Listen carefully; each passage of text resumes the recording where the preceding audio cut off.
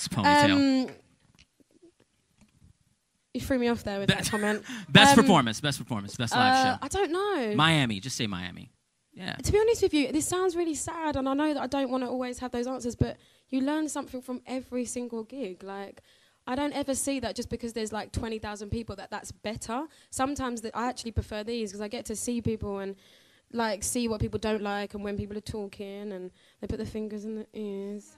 Like, you know, or people like laughing, and it's nice. Like, I'm all about reaction, so every gig you learn something new. Does it bug you out when people are on their phones while you're performing? No, it makes me want to sing better. Okay, all right, good. Questions like, from the audience? Get off your phone! I'm just going to Twitter that. You just need to start singing directly to them. What the hell are you typing? No, I always say thank you for the people that talk at gigs. When you do like corporate gigs or like label shows, and they all come in on their +1s for free. And they come in and they talk at the back, I always say thank you for talking. You know, I really appreciate it, because as an artist, it makes you need to work harder to get their attention. Most people ignore it or get the ump, but I always say thank you. Thank you for the people that make me become a stronger person. I'll let you pick the people for questions. Go ahead. What up, son? All right, so I have a question about when you filmed in the subway. Yes. Can you take me back to that moment where you took that move up, put it up, and sang in front of strangers? Did that feel like a fly? Believe it or not, that was actually November last year. And I remember, because it was before anything had happened here, before SNL, before anything, and it was kind of just, I wanted to do things that I knew I'd done in the UK, because in the UK I was kind of bubbling already. I was enjoying that reverb. They took the reverb out. It was kind of like, thank you, put it back. But I remember basically just saying, they were like, we want to do some stuff where, you know, you get to know people. And I was like, well, let's just go to the busiest place where people don't know who I am or what I'm doing or don't know the song, put my boombox down and just sing. That's what I did on YouTube. And it's like taking YouTube to the people. And I remember I was so nervous, and what the video doesn't show you is how loud it was and how loud I had to sing over the trains and people talking. And there was a lot of people shouting stuff out that wasn't very nice. But there was also a lot, it's true, like, you know, but that's normal. Like, I don't ever want people to be like, oh my God, you're amazing all the time. That's not real life. And that's what I love about doing things like that. It was just the nerves and people reacting and little kids dancing and people coming up saying, wow, those lyrics are amazing. And some people going, and like on their phone going, oh my God, sorry, there's just this girl, she's singing. I need to get my train to work. You know, it's good. Why not?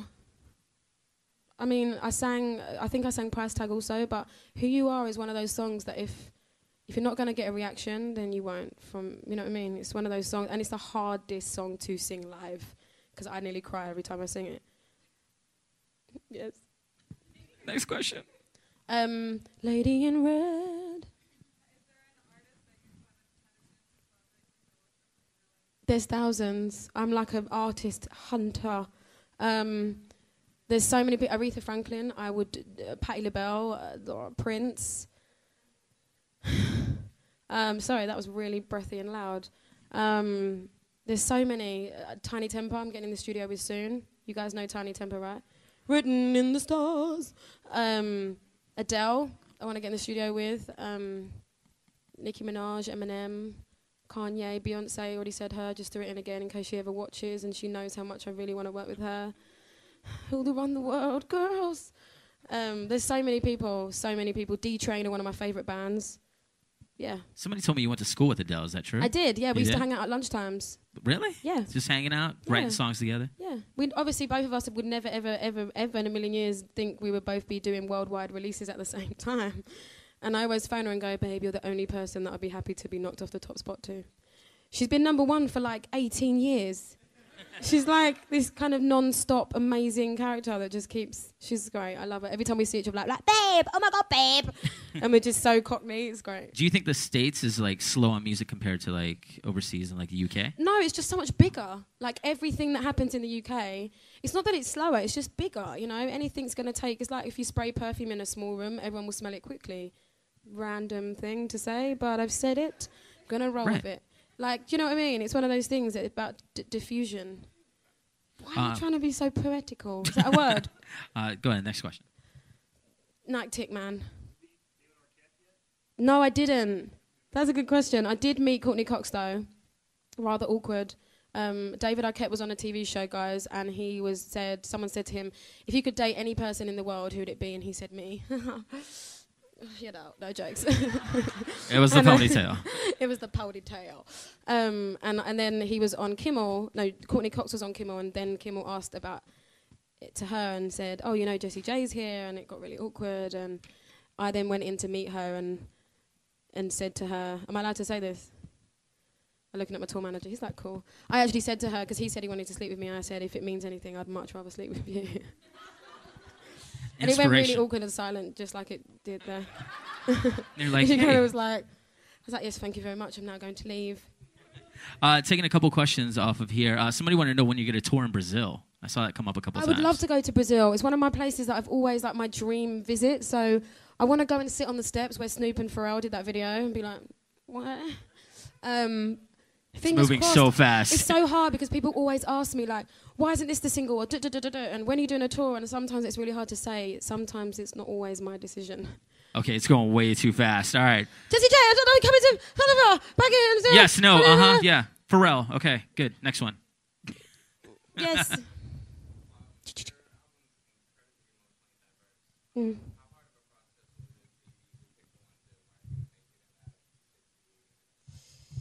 It was really hard because, I mean, I wrote 600 songs in the last 7 years, and a lot of people go, wow, that's a lot. And I'm like, not really, it's less than 100 a year. Again, why am I telling you some random math facts? You're like, we don't care, just answer the question. It was difficult. I'm such a dork, right?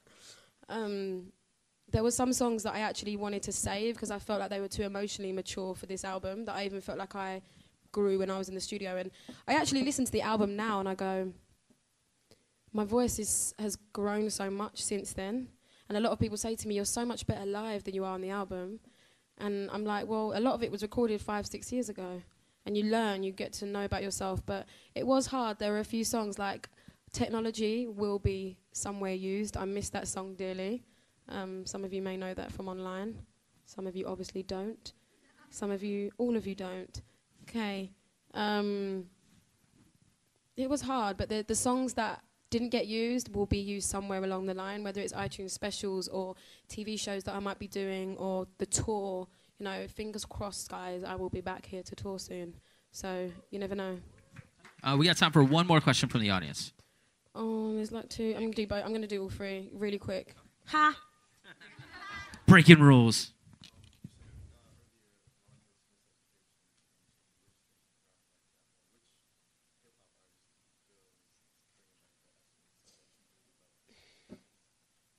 I have to say that I love Drake. I think that he really brought back some, you know, a kind of stepping out of the kind of what became, I'm in the club, shaking my booty. And I kind of feel like a lot of rappers had never discovered dance music before. It was like, what is this thing that we'd never heard? There's actually an English artist called Devlin, who, if you may not have you heard of him? He's amazing. And the way he spits, the way he raps is just so disgustingly sick that I kind of wish I could bring him on everything I do and just get him to do a couple of songs for you because it's just so dope. I've always been a massive fan of Busta Rhymes, the way he delivers. Like, the fact that he just does it on the spot. Jay-Z, I don't think has ever diluted himself for the sound. And that's what I love, artists that take a risk, that go against the grain, that don't try and just become what everyone else is doing. But Lauren, no one does that anymore. Just the message and the way she delivers and the fact that it's just like she's talking to you. It's not like regimented. And that album was the album that made me want to write songs. Yes. Oh yeah, of course. I mean, I've had, even now, people are like, Jessie, this, da-da-da-da. No, you shouldn't talk between songs. The amount of people that tell me not to talk because they don't think I'm funny. But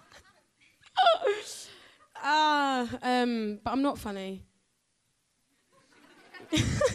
No, people always try and discourage you. It's so hard for people to understand that just because now I have a tiny, you know, when people say, oh, you're at the top now, I'm like, where's the top? Like, what is the top? Like, it's about growing and learning and being consistent and not losing your dignity for any kind of magazine cover or this, that, and the other. You have to stay true to who you are. And plug. No, I'm joking. But yeah, people always try and discourage me. I mean, I have hate mail every single day. And however many people say to me, just ignore the haters, ignore the haters. If someone came up to you every day and said, you're so ugly, your hair looks disgusting, you can't sing, I hope you die, you would get upset, because that's what being human is. And sometimes I have my moments of, I don't know if I can do this. This is a lot of pressure. But you shake it off and you go, you know what? I'm not ever going to apologise for anything that makes me happy. And you have to live life for yourself. And there was one more. Don't try it, bruv. You weren't in the 3. I'll get in trouble. B.O.B. is the coolest guy. Like, me and him are like brother and sister that, like, obviously never... Well, not brother and sister. But, like... He's so cool. I remember meeting him, and he had, like, 20 people with him. And I was like, okay. He's so sweet and very, very charismatic. And he was funny when we did SNL. We were both a bit like... Are you scared? I was so scared on SNL, and he kind of forgot his words in soundcheck, and I was laughing because I was like miming them to him, and we looked like some sort of amateur performance. Like I was like, take the tag and take the cash back. Just give me 6 strings, you know. And it was. But like we hang out now. Anytime we meet up, you know, we hang out and we go to dinner. And the one thing I love about him is that he allowed me to live what I kind of wanted to do. In that he's the only person that features on the album, obviously. But I did 5 plane journeys in 4 days. I remember literally jumping on planes to follow him around the world when he was on tour with Eminem and Jay-Z. And I remember turning up to his tour bus, and he was like, and I was like, you'll thank me for this one day. Because a lot of people, they work together. They don't meet, you know, the videos on a green screen. And for me, if you're going to work with an artist, it has to be about music. It has to be about a moment. And I wanted to be there. And I actually went into the booth while he was recording his verse and was like this, like... And he was just like trying to not look at me, like, I don't know who she is. I've only met her like for 20 minutes. But life's about taking risks, and I'm so glad. And we had such a blast. It was amazing. All right. One more time, y'all, for Jessie J. Make some Just remember noise. I got one earring.